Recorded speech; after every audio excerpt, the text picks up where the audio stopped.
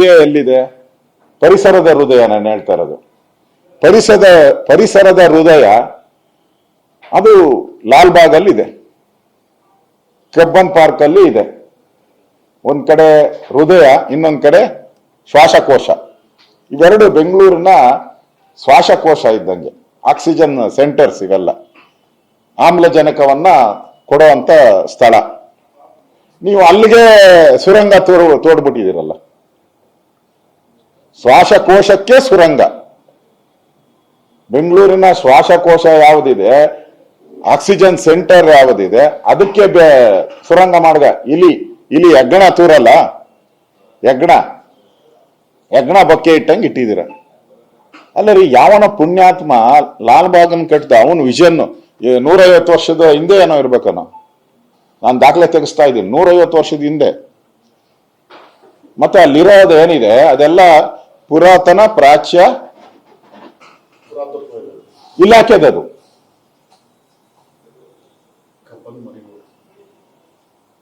Cubbon park ಮರಿಗೌಡರು ಮಾಡಿದ್ದು, ಪುಣ್ಯಾತ್ಮರು ಯಾರೋ ಮಾಡಿದ್ರು. ಈಗ ಅಲ್ಲಿ ನೀವು 5 ಎಕರೆ ತಗೊಂತಾ ಇದ್ದೀರಿ. ನಾನು ಬೆಳಗ್ಗೆ ಅಧಿಕಾರಿ ಮಾಡಿದೆ, ಇಲ್ಲ ಸರ್ ನಾವು 5-6 ಎಕರೆ ಸುಮ್ಮನೆ ಹೇಳಿದ್ದೀರಿ ಅಷ್ಟೇ, ನಾವು ಕೊನೆಗೆ ತಗೊಳೋದು 3 ಎಕರೆ ಅಷ್ಟೇ ಮೇಲೆ ಅಂತ ಹೇಳ್ತಾರೆ. 3 ಆಗ್ಲಪ್ಪ, ಎಷ್ಟನ ಆಗ್ಲಿ, ನೀವು ಅದೇ ಸ್ಥಳ ಏನ್ ಬೇಕಾಗಿದೆ ನಿಮ್ಗೆ?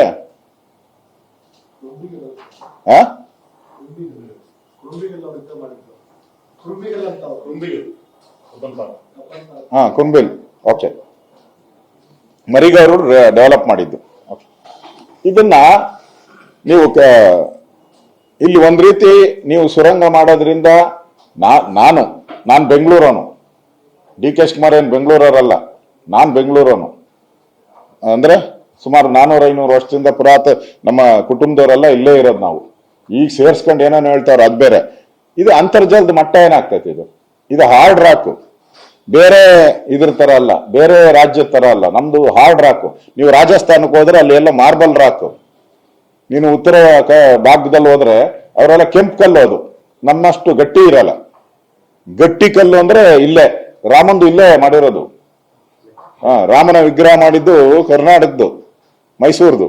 ಇಲ್ಲಿ ಹಾರ್ಡ್ ರಾಕ್ ಲೇಯರ್ಸ್ ಇದೆಯಲ್ಲ, ಅದು ಬಹಳ ಫಾರ್ಮೇಶನ್, ಬಹಳ ಕೋಟ್ಯಾಂತರ ವರ್ಷದಿಂದ ಫಾರ್ಮೇಶನ್ ಆಗಿರುವಂಥದ್ದು. ನೀವು ಅದರ ಬುಡಕ್ಕೆ ಬೆಂಕಿ ಇಡ್ತಾ ಇದ್ದೀರಲ್ಲ. ನೀವು ಇಷ್ಟು ಟನಲ್ ಹೋದ್ರೆ ಅಲ್ಲಿನ ನೀರಿನ ಸೆಲೆಗಳು ಇರ್ತಾವಲ್ಲ, ನೀವು ಬೋರ್ವೆಲ್ ಹಾಕ್ತಿರಲ್ಲ, ಬೋರ್ವೆಲ್ ಎಷ್ಟು ಅಡಿ ಹೋಗ್ತೈತೆ? 1000 ಅಡಿ ಹೋಗ್ತೈತೆ, 500 ಅಡಿ ಹೋಗ್ತೈತೆ. 500 ಅಡಿ ಕೆಳಗಡೆ ನೀರು ಎಲ್ಲಿಂದ ಬರ್ತೈತೆ? Common sense. 500 ಅಡಿಗೆ 600 ಅಡಿ ಕೆಳಗಡೆ ನೀರು ಶೇಖರಣೆ ಹೆಂಗಾಗ್ತೈತೆ? ಮೇಲೆ ಬಿದ್ದಂತ ಮಳೆ ಆ ಪದರಗಳಲ್ಲಿ, ಕಲ್ಲಿನ ಪದರಗಳಲ್ಲಿ ಹೋಗಿ ಹೋಗಿ ಕೆಳಗಡೆ ಶೇಖರಣೆ ಆಗ್ತೈತೆ. ನೀವು ಅದಕ್ಕೆ ಬೆಂಕಿ ಇಡ್ತಾ ಇದ್ದೀರಲ್ಲ ಲಾಲ್ಬಾಗ್ ಅಲ್ಲಿ.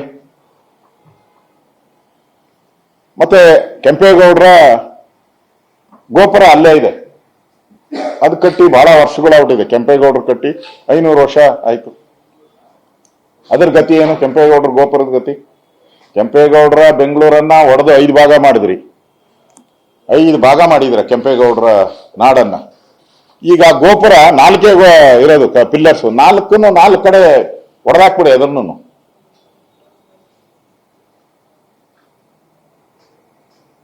ಅಂದ್ರೆ ಶಾಶ್ವತವಾಗಿ ಕೆಂಪೇಗೌಡರ ಹೆಸರನ್ನು ಅಳಿಸ ಹಾಕುವಂತ ಪ್ರಯತ್ನ ಈಗ GBA ಮಾಡಿದ್ದೀರ. ಇದನ್ನ ಮಾಡಿಬಿಟ್ರೆ ಆ ಗೋಪುರನೂ ಮುಳುಗೋತತೆ.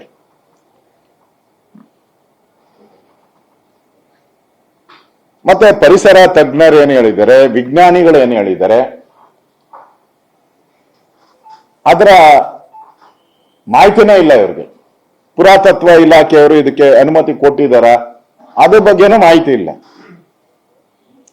ಟೆಂಡರ್ ಕರೆದು ಬಿಡ್ಬೇಕು, ಕಮಿಷನ್ ತಗೊಂಡ್ಬಿಡ್ಬೇಕು, ಓಡೋಗ್ಬಿಡ್ಬೇಕು ಅಷ್ಟೇ. ಯಾರೋ ಕೇಳಿದ್ರು ಮೊನ್ನೆ ಪತ್ರಕರ್ತರೊಬ್ರು, ಎಷ್ಟು ವರ್ಷಕ್ಕೆ ಮುಗಿಸ್ತಾ ಇದೆ ಅಂತೆ? 8ರಿಂದ 10 ವರ್ಷ ಅಂತೆ. ಇದು ಮುಗಿಯೋಷ್ಟೊತ್ತಿಗೆ 8ರಿಂದ 10 ವರ್ಷ. ಅಪ್ಪ, ನಿಮ್ಗೆ ನಾನು ನೋಬೆಲ್ ಪ್ರೈಸ್ ಕೊಡ್ಸ್ಬಿಡ್ತೀನಿ, 8 ವರ್ಷದಲ್ಲಿ 10 ವರ್ಷ ಮುಗಿಸ್ಬಿಟ್ಟು. Nobel prize. ಎತ್ತಿನೊಳೆ ಏನ್ ಹೇಳಿದ್ರಿ? ಟಕ ಟಕ್ ಟಕ ಟಕ್ ಅಂತ ಕೋಲಾರಕ್ಕೆ ನೀರು ಬಂದ್ಬಿಡುತ್ತೆ ಅಂತ ಹೇಳಿದ್ರಿ. ಬಂತ 8,000 ಕೋಟಿ ಅದು ಪ್ರಾಜೆಕ್ಟ್. ಕೋಲಾರದ್ದು ಎತ್ತಿನೊಳೆ ಮಾಡಿದ್ರಲ್ಲ, 8,000 ಕೋಟಿ, 16,000 ಆಯ್ತು, 25,000 ಆಯ್ತು, ನೆಕ್ಸ್ಟ್ 50,000, 1 ಲಕ್ಷ ಕೋಟಿಗೆ ಹೋಗ್ತದೆ ನೋಡಿ ಎತ್ತಿನೊಳೆ.